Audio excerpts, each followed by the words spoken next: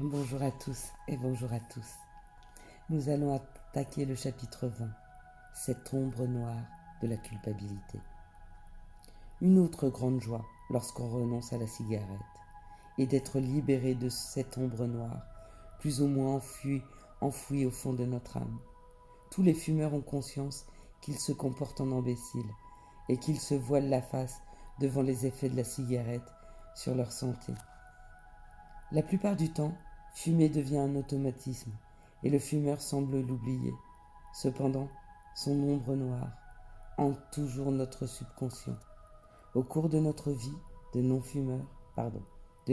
fumeur, il est des circonstances où elles font surface et nous rappellent l'angoisse vérité. Les messages d'avertissement que nous lisons sur les paquets de cigarettes, la peur du cancer, la journée nationale anti-tabac, une équinoxe de tout, une douleur dans la poitrine, des sensations étranges dans les membres inférieurs, l'attitude attristée de nos proches, la prise de conscience de sa mauvaise haleine, de dents tachées chez le dentiste, les maladies dont sont atteints les autres, le fait d'embrasser des non-fumeurs ou de lui parler, la perte du respect de soi à cause de cet esclavage, etc. Même lorsque nous n'en sommes pas conscients, ces ombres noires hantent notre esprit en permanence. Et plus on se laisse engloutir par cette habitude, plus ce sentiment de culpabilité empire.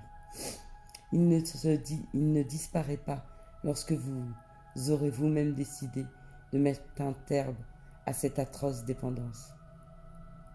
Je n'insisterai jamais pour dire combien il est merveilleux d'être libéré de ces pensées morbides, de savoir que vous n'avez plus besoin de fumer.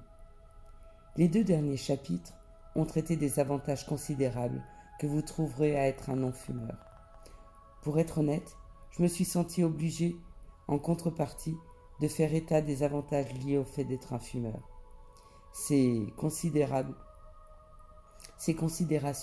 sont développées dans les prochains chapitres. Je vous souhaite à tous et à toutes une très très belle journée. Bye ou une belle soirée.